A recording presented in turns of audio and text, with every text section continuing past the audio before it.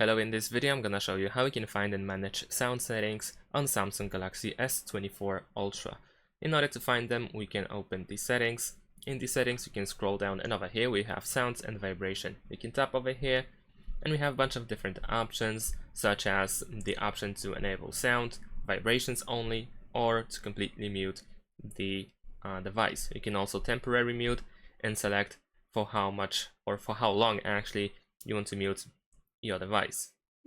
In addition to that, we can change the ringtone, the notification sound, the system sound. We can manage the system sound volume. We can enable and disable a bunch of different options over here. We have the volume sliders for ringtone, media, notifications, and system. I'll get back to that in a sec. We also have system vibrations and so on and so forth. So everything that is related either to sounds or vibration can be adjusted over here. Now, in addition to that, we can also use the volume buttons that are located on the right side of the device. Over here we have volume up and volume down buttons.